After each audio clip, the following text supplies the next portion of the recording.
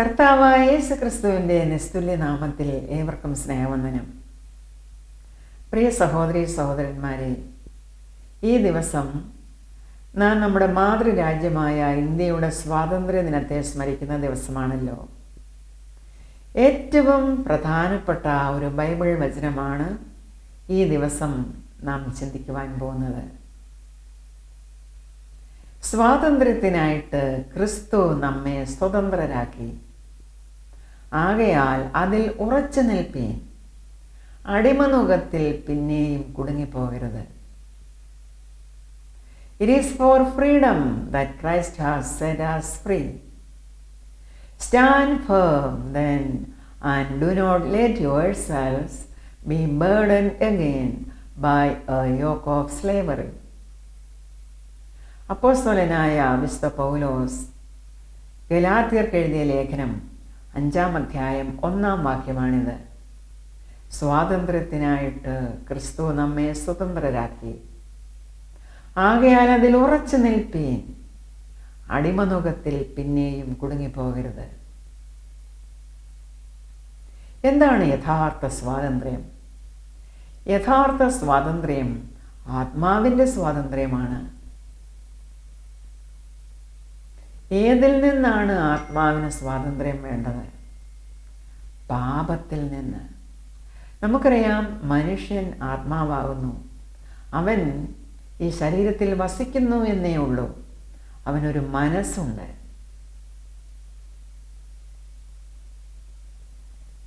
ദൈവവുമായി ആത്മാവിലൂടെയാണ് മനുഷ്യൻ ബന്ധപ്പെടുന്നത്. പാപം നിമിത്തം ദൈവത്തിൽ നിന്ന് അകന്നുപോയ മനുഷ്യൻ ദൈവത്തിൻ്റെ ജീവനിൽ നിന്ന്, ആ ബന്ധത്തിൽ നിന്ന് അകന്നുപോയ മനുഷ്യനെ രക്ഷിക്കുവാനാണ് ആത്മാക്കളുടെ ഉടയവനായ ദൈവം മനുഷ്യനായി ഈ ഭൂമിയിൽ പ്രത്യക്ഷനായത്. മാനവജാതിയുടെ പാപമെല്ലാം തന്മേലേറ്റെടുത്തുകൊണ്ട് അവർക്ക് പകരമായി താൻ കാൽവറിയിൽ യാഗമായി മാറി. കാരണം പാപത്തിൻ്റെ ശമ്പളം മരണമാകുന്നു. പാപം ചെയ്യുന്ന ദേഹി മരിക്കണം. മാനവജാതിക്ക് വേണ്ടി യേശു ക്രിസ്തു കാൽവറിയിൽ യാഗമായി മാറി. ആര് ഈ യേശു ക്രിസ്തുവിൽ വിശ്വസിക്കുമോ, യേശു ക്രിസ്തുവിൻ്റെ ഈ രക്ഷണ പ്രവൃത്തിയിൽ വിശ്വസിക്കുമോ, അവന് പാപത്തിൽ നിന്ന് മോചനം ലഭിക്കുന്നു. ആത്മാവിൻ്റെ രക്ഷയാണ് അവൻ പ്രാപിക്കുന്നത്. അങ്ങനെ പാപത്തിൽ നിന്ന് വിടുവിക്കപ്പെട്ട ആത്മാവിന് മാത്രമേ മനസ്സിനെ നിയന്ത്രിക്കുവാൻ കഴിയുകയുള്ളൂ. നിയന്ത്രിക്കപ്പെട്ട മനസ്സിന് മാത്രമേ ശരീരത്തെ വരുതിക്ക് വരുത്തുവാനും കഴിയുകയുള്ളൂ. ഇവിടെ നാം കാണുന്നു ഏറ്റവും പ്രാമുഖ്യം ആത്മാവിനാണെന്ന്. കാരണം മനുഷ്യൻ ആത്മാവാകുന്നു. മനുഷ്യൻ സൃഷ്ടിക്കപ്പെട്ടിരിക്കുന്നത് തന്നെ ദൈവത്തിൻ്റെ സാദൃശ്യത്തിലും സ്വരൂപത്തിലുമാണ്. നാം ദൈവാനുരൂപരായി വളർത്തപ്പെട്ട് ദൈവവുമായുള്ള ആ നിത്യമായ കൂട്ടായ്മയിലായിരിക്കുവാനാണ് ദൈവം നമ്മെ പറ്റി ആഗ്രഹിക്കുന്നത്. ഒരു മനുഷ്യനും നശിച്ചു പോകുവാൻ ദൈവം ആഗ്രഹിക്കുന്നില്ല. എല്ലാവരും നിത്യജീവൻ പ്രാപിച്ച് തന്നോടൊപ്പം ആ നിത്യരാജ്യത്തിൽ, ആ ദൈവരാജ്യത്തിലായിരിക്കുവാനാണ് ദൈവം നമ്മെപ്പറ്റി ആഗ്രഹിക്കുന്നത്. അതിനാലായിരുന്നു നാം പാപികളായിരുന്നപ്പോൾ നമ്മോടുള്ള മഹാസ്നേഹം നിമിത്തം ഈ ഭൂമിയിലേക്ക് ദൈവം ഇറങ്ങി വന്നു നമ്മിൽ ഒരുവനെ പോലെയായി നമ്മുടെ ഇടയിൽ പാർത്തത്. പ്രിയ സഹോദരങ്ങളെ, നമ്മുടെ മനസ്സും ശരീരവും എത്രമാത്രം വിശുദ്ധമായി നാം സൂക്ഷിക്കണം.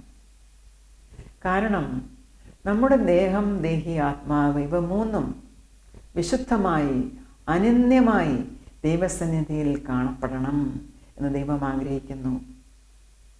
നാം അവയെ അങ്ങനെ കാക്കുകയും വേണം. വിശുദ്ധ പൗലോസ് അപ്പോസ്തലൻ റോമർക്ക് ലേഖനം എഴുതിയപ്പോൾ എങ്ങനെയാണ് ശരീരത്തെയും മനസ്സിനെയും നാം സൂക്ഷിക്കേണ്ടത് എന്ന് അവിടെ വ്യക്തമായി പറഞ്ഞിരിക്കുന്നു. സഹോദരന്മാരെ, ഞാൻ ദൈവത്തിൻ്റെ മനസ്സലിവ് ഓർപ്പിച്ച് നിങ്ങളെ പ്രബോധിപ്പിക്കുന്നത്, നിങ്ങൾ ബുദ്ധിയുള്ള ആരാധനയായി നിങ്ങളുടെ ശരീരങ്ങളെ ജീവനും വിശുദ്ധിയും ദൈവത്തിന് പ്രസാദവുമുള്ള യാഗമായി സമർപ്പിപ്പീൻ. പൗലോസ് അപ്പോസ്തലൻ റോമയിലെ ജനങ്ങളോട് പറയുകയാണ്, നമ്മോടും അത് തന്നെയാണ് അപ്പോസ്തലന് പറയുവാനുള്ളത്. നിങ്ങൾ ബുദ്ധിയുള്ള ആരാധനയായി നിങ്ങളുടെ ശരീരങ്ങളെ ജീവനും വിശുദ്ധിയും ദൈവത്തിന് പ്രസാദവുമുള്ള യാഗമായി സദാ സമർപ്പിപ്പീൻ. യാഗവസ്തുവിനെ പോലെ ആകണം നാം എപ്പോഴും നമ്മുടെ ശരീരത്തെ കാത്തു സൂക്ഷിക്കേണ്ടത്. തുടർന്ന് പറയുന്നു, ഈ ലോകത്തിന് അനുരൂപമാകാതെ നന്മയും പ്രസാദവും പൂർണ്ണതയുമുള്ള ദൈവഹിതം എന്നതെന്ന് തിരിച്ചറിയേണ്ടതിന് മനസ്സ് പുതുക്കി രൂപാന്തരപ്പെടുകയും. ഇതാണ് യഥാർത്ഥത്തിലുള്ള കൺവേർഷൻ. നമ്മുടെ മനസ്സ് പുതുക്കി നാം രൂപാന്തരപ്പെടണം. മനസ്സിനുള്ള ആ പരിവർത്തനമാണ് ദൈവം ആഗ്രഹിക്കുന്നത്. എങ്കിൽ മാത്രമേ ദൈവാനുരൂപരായി നാം വളർത്തപ്പെടുകയുള്ളൂ. ഈ ലോകത്തിന് നാം അനുരൂപരാകരുത് എന്നിവിടെ പറയുന്നു. നാം ഇന്ന് ഇന്ത്യയുടെ ഇൻഡിപെൻഡൻസ് ഡേ സ്മരിക്കുമ്പോൾ എങ്ങനെയാണ് ഈ ലോകത്തിന് അനുരൂപരാകാതെ ഈ ഭൂമിയിൽ ജീവിക്കുന്നത്? നാം ഇന്ത്യയിലാണ് ജീവിക്കുന്നത്. അങ്ങനെ ഓരോരുത്തരും ഓരോരോ രാജ്യങ്ങളിലാണ് ജീവിക്കുന്നത്.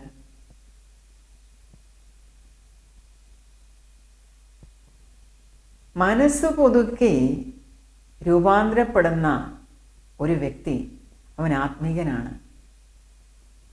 ആത്മീകൻ ഈ ലോകത്തിൽ ജീവിക്കുമ്പോൾ തന്നെ അവൻ്റെ പൗരത്വം സ്വർഗത്തിലാകുന്നു.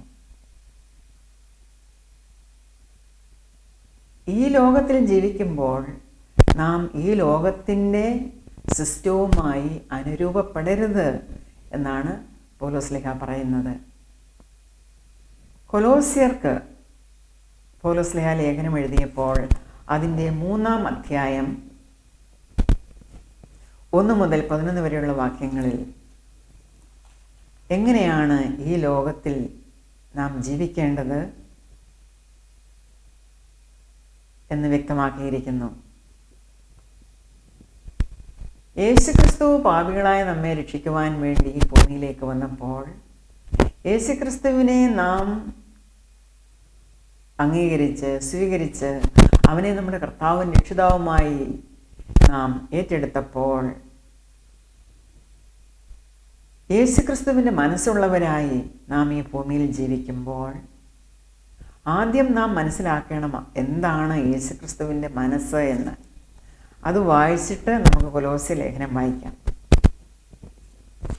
എന്തായിരുന്നു യേശുക്രിസ്തുവിൻ്റെ മനസ്സ്? അത് ഫിലിപ്പ് ലേഖനത്തിൽ നമുക്ക് കാണുവാൻ കഴിയും. 2-ാം അധ്യായം 1 മുതൽ ഞാൻ വായിക്കുന്നു. ക്രിസ്തുവിൽ വല്ല പ്രബോധനവുമുണ്ടെങ്കിൽ, സ്നേഹത്തിൻ്റെ വല്ല ആശ്വാസവുമുണ്ടെങ്കിൽ, ആത്മാവിൻ്റെ വല്ല കൂട്ടായ്മയുമുണ്ടെങ്കിൽ, വല്ല ആർദ്രതയും മനസ്സലിവുമുണ്ടെങ്കിൽ, നിങ്ങൾ ഏക മനസ്സുള്ളവരായി ഏക സ്നേഹം പൂണ്ട് ഐകമത്യപ്പെട്ട് ഏക പാപമുള്ളവരായിരിപ്പീൻ. ശാഠ്യത്താലോ ദുരഭിമാനത്താലോ ഒന്നും ചെയ്യാതെ താഴ്മയോടെ ഓരോരുത്തൻ മറ്റുള്ളവനെ തന്നേക്കാൾ ശ്രേഷ്ഠൻ എന്ന് എണ്ണിക്കൊള്ളുവീൻ.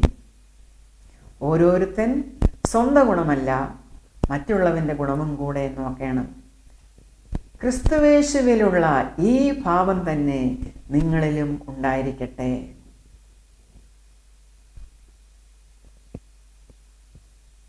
എന്തായിരുന്നു ക്രിസ്തുവേശുവിൽ ഉണ്ടായിരുന്ന ആ ഭാവം? ക്രിസ്തുവിൻ്റെ മനസ്സെന്തായിരുന്നു?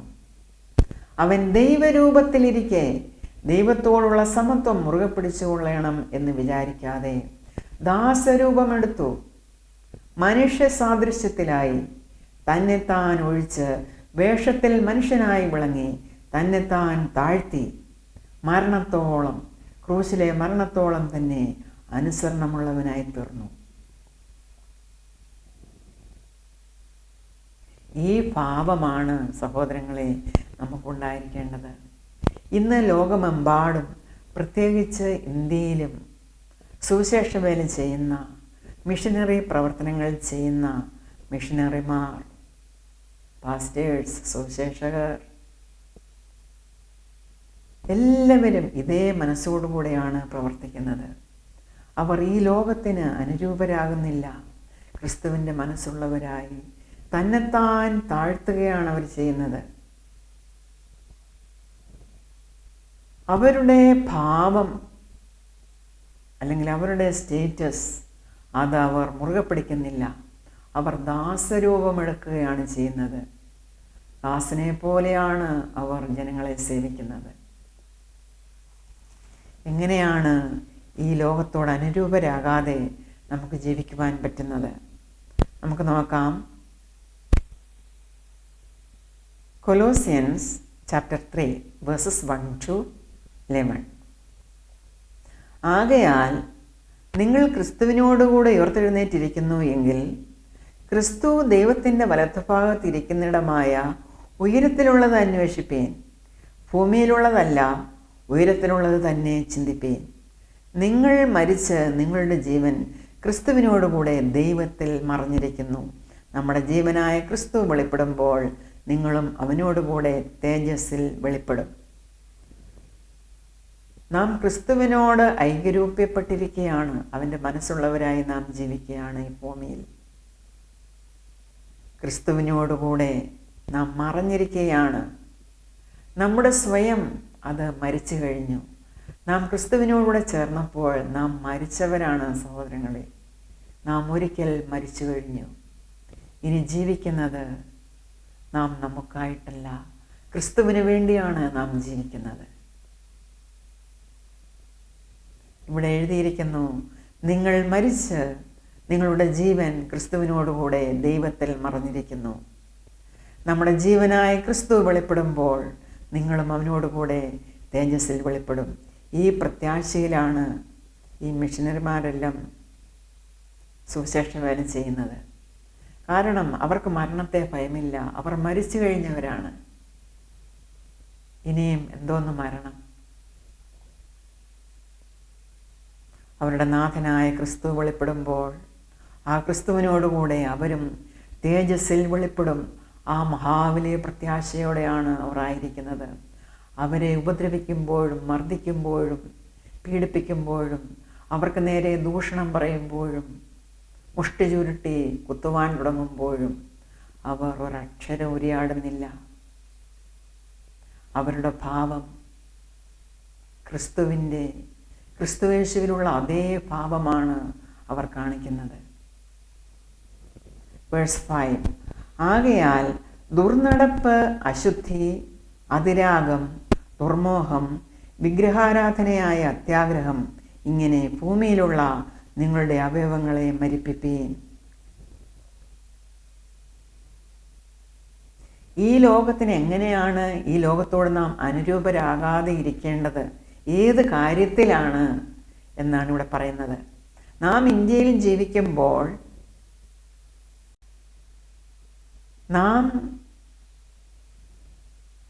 എത്ര നല്ലതുപോലെയാണ് അധികാരികൾക്ക് വിധേയരായി, നിയമങ്ങൾക്ക് വിധേയരായി നാം ജീവിക്കുന്നത്.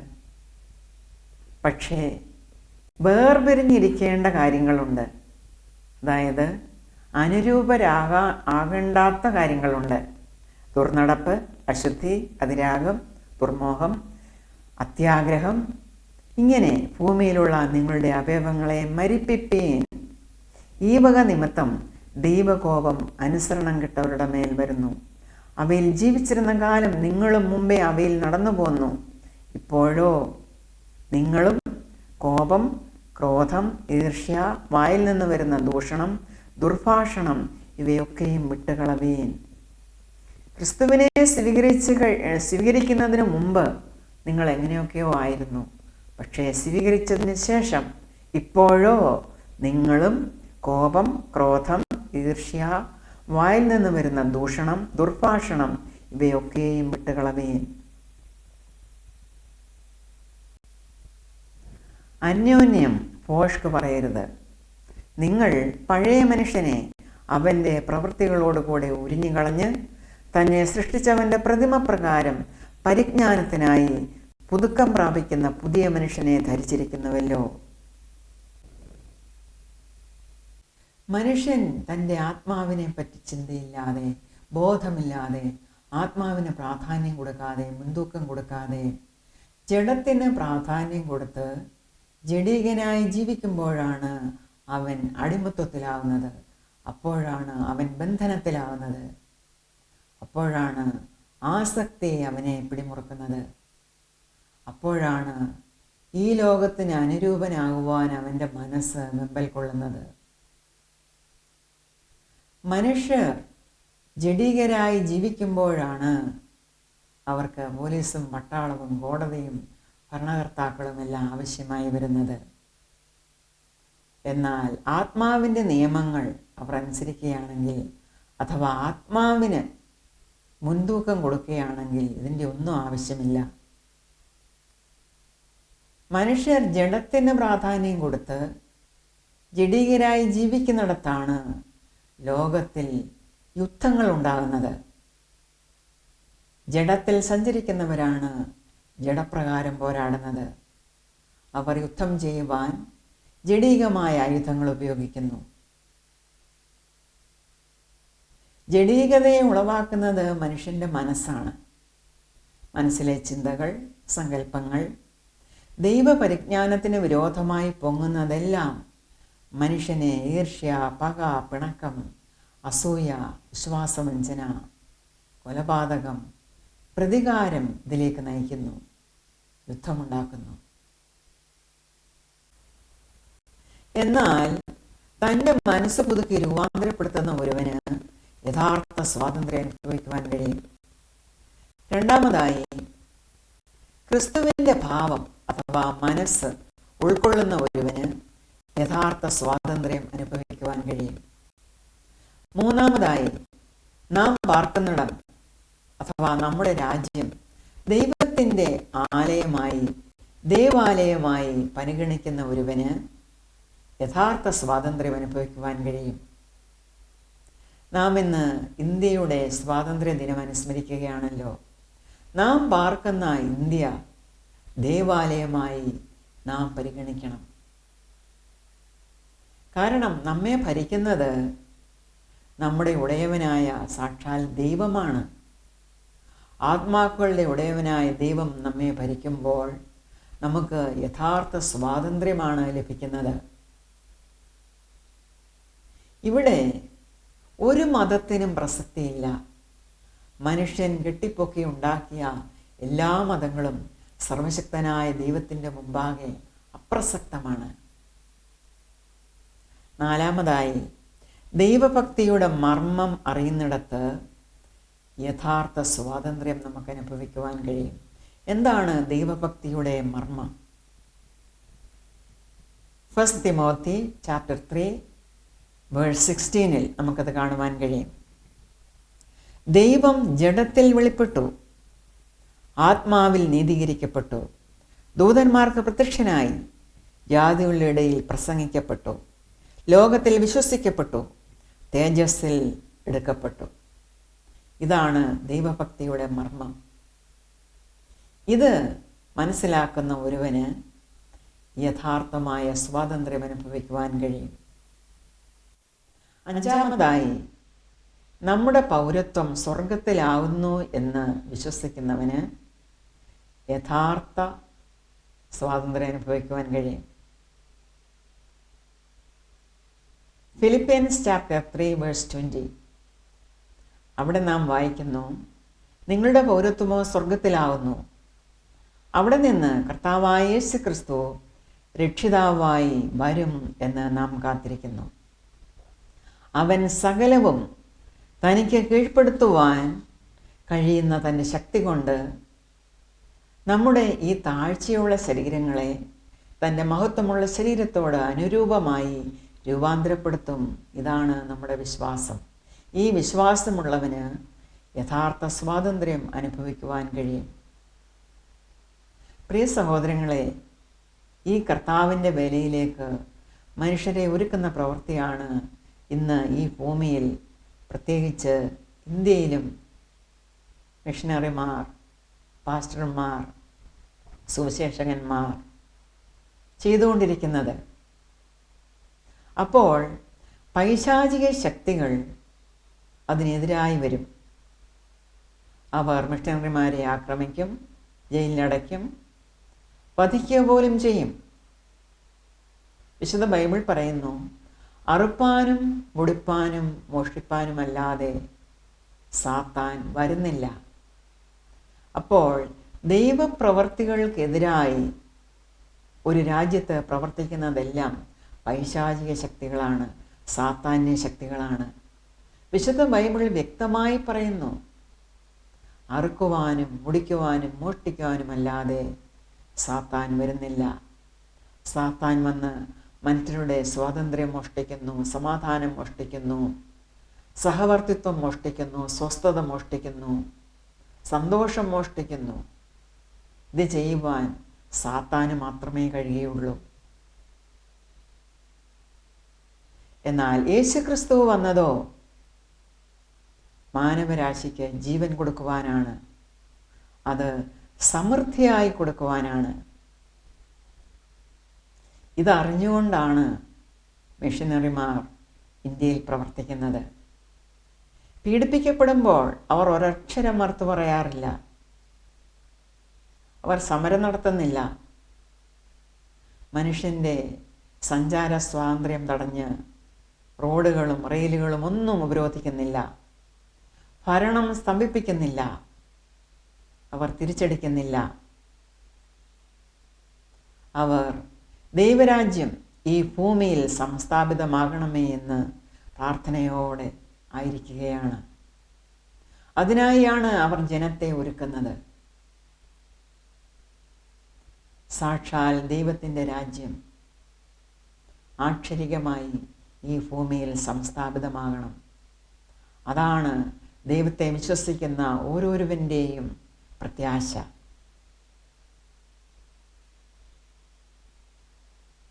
വിശുദ്ധ ബൈബിൾ പറയുന്നു, സത്യം അറിയുകയും സത്യം നിങ്ങളെ സ്വതന്ത്രന്മാരാക്കുകയും ചെയ്യും. ജോൺ 8:32. സത്യം അറിയുകയും സത്യം നിങ്ങളെ സ്വതന്ത്രന്മാരാക്കുകയും ചെയ്യും. എന്താണ് സത്യം? സത്യമെന്നത് യേശുക്രിസ്തുവാണ്. ഞാൻ തന്നെ വഴിയും സത്യവും ജീവനുമാകുന്നു യേശുക്രിസ്തു പറഞ്ഞിരിക്കുന്നു. Saint John chapter 14:6. എന്നിൽ കൂടെ അല്ലാതെ, അഥവാ ഞാൻ മുഖാന്തരമല്ലാതെ ആരും പിതാവിൻ്റെ അടുക്കൽ എത്തുന്നില്ല. No one comes to the father except through me. പ്രിയ സഹോദരങ്ങളെ, നമ്മുടെ കർത്താവാണ് ഈ ഭൂമിയുടെ ഉടമസ്ഥൻ. അവനാണ് ഈ രാജ്യത്തിൻ്റെ യഥാർത്ഥ അവകാശി. അവൻ ഭൂമിയെ വിധിപ്പാൻ വരുന്നു. ഭൂലോകത്തെ നീതിയോടും ജാതികളെ നേരോടും കൂടെ വിധിക്കും.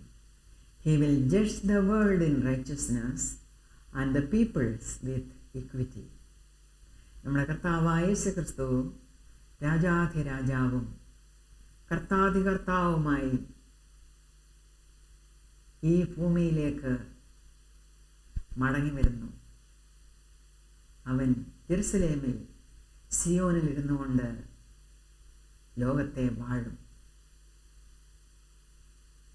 ഇത് വെളിപ്പെടുത്തുന്ന പ്രവചന സങ്കീർത്തനമാണ് 2-ാം സങ്കീർത്തനം, സാം 2.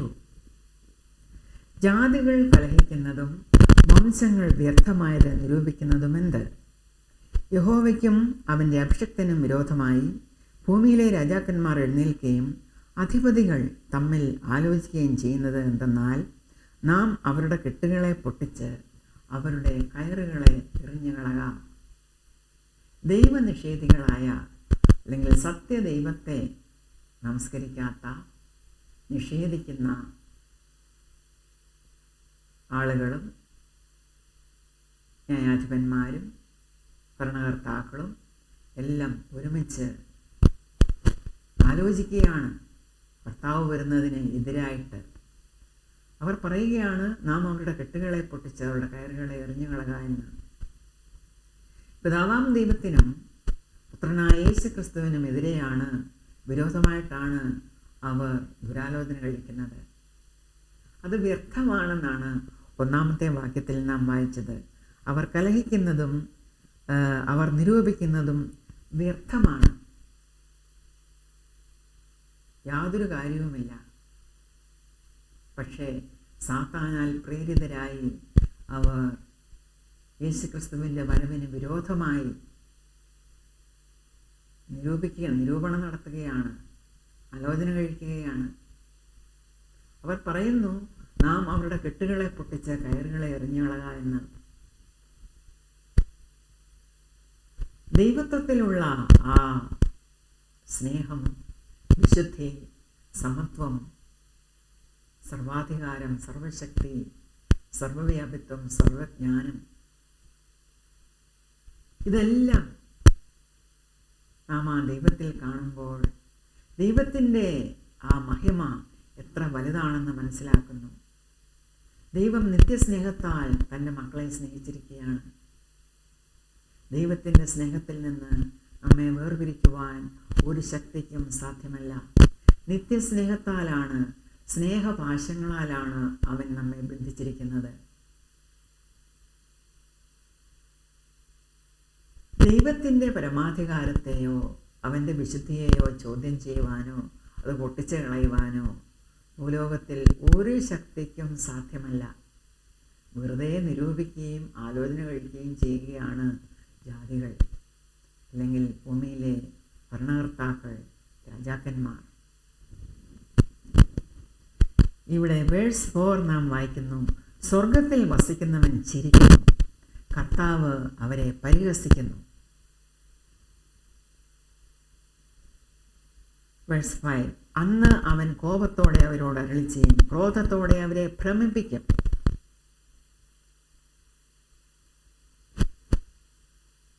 ദൈവം പറയുകയാണ്, എൻ്റെ വിശുദ്ധപർവ്വതമായ സിയോനിൽ ഞാൻ എൻ്റെ രാജാവിനെ വാഴിച്ചിരിക്കുന്നു.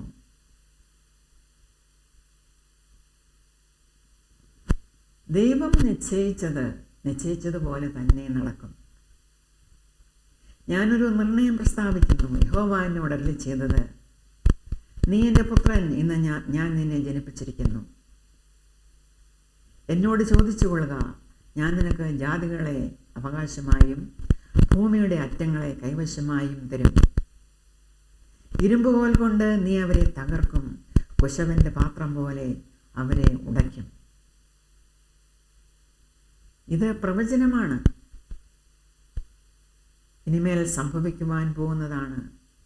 യേശുക്രിസ്തു രാജാധിരാജാവായി ഈ ഭൂമിയിൽ വാഴുമ്പോൾ അവൻ്റേതാണ് ഈ ഭൂമി. ദൈവം അവന് കൊടുത്തിരിക്കുകയാണ്. ഞാൻ നിനക്ക് ജാതികളെ അവകാശമായും ഭൂമിയുടെ അറ്റങ്ങളെ കൈവശമായും തരും. ഇരുമ്പ് കോൽ കൊണ്ട് നീ അവരെ തകർക്കും. യേശുക്രിസ്തുവിൻ്റെ അതോറിറ്റിയെയാണത് കാണിക്കുന്നത്. കുശവൻ്റെ പാത്രം പോലെ ഈ രാജാക്കന്മാരെയെല്ലാം, അതായത് സത്യദൈവത്തിന് വിരോധമായി എഴുന്നേറ്റിരിക്കുന്നവരെയെല്ലാം അവൻ ഉടച്ചു കളയും. അതിനാൽ വേഴ്സ് 10 പറയുന്നു, ആകയാൽ രാജാക്കന്മാരെ നിങ്ങൾ ബുദ്ധി പഠിപ്പീൻ, ഭൂമിയിലെ ന്യായാധിപന്മാരെ നിങ്ങൾ ഉപദേശം കൈക്കൊള്ളുവീൻ. ഭയത്തോടെ യഹോവയെ സേവിപ്പീൻ, വിറയലോടെ ഘോഷിച്ചുല്ലസിപ്പീൻ. അവൻ കോപിച്ചിട്ട് നിങ്ങൾ വഴിയിൽ വെച്ച് നശിക്കാതിരിപ്പാൻ പുത്രനെ ചുംബിപ്പീൻ. ഹിസ് ദ സൺ, അതായത് യേശുക്രിസ്തു എന്ന ദൈവപുത്രനെ നിങ്ങൾ സ്വീകരിക്കുവീൻ, അവനെ കൈക്കൊള്ളുവീൻ. അവൻ്റെ മുമ്പിൽ നിങ്ങൾ കുമ്പിട്ട് ആരാധിപ്പീൻ. Submit to him, surrender to him. അവൻ്റെ കോപം ക്ഷണത്തിൽ ജ്വലിക്കും. അവനെ ശരണം പ്രാപിക്കുന്നവരൊക്കെയും ഭാഗ്യവാന്മാർ. ഒന്നുകിൽ ഈ യേശുവിനെ വിശ്വസിച്ച് ദൈവരാജ്യത്തിൽ സന്തോഷം അനുഭവിക്കുക, അല്ലെങ്കിൽ നിങ്ങൾക്ക് വരുവാൻ പോകുന്നത് നിത്യനാശമായിരിക്കും. അതിനാൽ ഭൂമിയിലെ രാജാക്കന്മാരെ നിങ്ങൾ ബുദ്ധിപ്പെടുപ്പീൻ, ഉപദേശം കൈക്കൊള്ളുവീൻ എന്നാണ് ഇവിടെ പറഞ്ഞിരിക്കുന്നത്. ഭയത്തോടെ യഹോവയെ സേവിപ്പീൻ, വിറയിലോടെ ഘോഷിച്ചുല്ലസിപ്പീൻ. പിതാവാം ദൈവത്തിൻ്റെ സ്നേഹവും പുത്രനാം ദൈവത്തിൻ്റെ കൃപയും പരിശുദ്ധാത്മാവാം ദൈവത്തിൻ്റെ സഹായവുമാണ് ഒരു കൊടുംപാപിയെ മാനസാന്തരത്തിലേക്ക് നയിക്കുന്നത്. സ്വാതന്ത്ര്യം യഥാർത്ഥത്തിൽ ആഗ്രഹിക്കുന്നവൻ പാപത്തിൻ്റെ അടിമത്തത്തിൽ നിന്ന് ആദ്യം സ്വാതന്ത്ര്യം പ്രാപിക്കണം. അതിന് യേശുവിൻ്റെ കൃപയിൽ അവൻ അഭയം പ്രാപിക്കണം. ദൈവം അവനെ സ്നേഹിച്ചിരിക്കുകയാണ്. പുത്രനായ യേശു ക്രിസ്തുവിൻ്റെ കൃപ അവനോടുകൂടെ ഉണ്ട്. അവനെ സഹായിക്കുവാൻ പരിശുദ്ധാത്മാവ് എന്ന സഹായകനുണ്ട്. യേശു ക്രിസ്തുവിൻ്റെ ഈ കൃപയിൽ നീ ആശ്രയിക്കുമോ? അത് ആശ്ചര്യകൃപയാണ്. Amazing grace. Amazing grace, how sweet the sound that saved a wretch like me. നമുക്ക് പാടാം. Amazing grace, how sweet the sound that saved a wretch like me. I once was lost, but now I am found. Was blind, but now I see. 'Twas grace that turned my heart to fear, on grace my fears relieved. How precious did that grace appear, the hour I first believed. The Lord had promised good to me. His word my hope secures. He will my shield and portion be, as long as life endures. When we have been there 10,000 years, bright shining as the sun, we have known less days to sing God's praise than when we